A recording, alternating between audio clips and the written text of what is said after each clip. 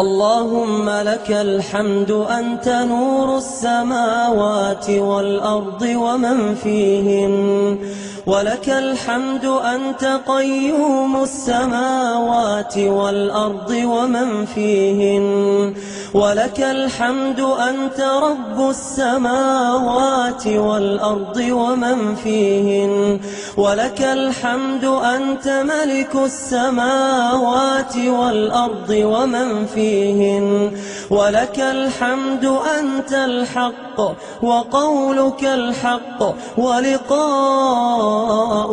حق، والجنة حق والنار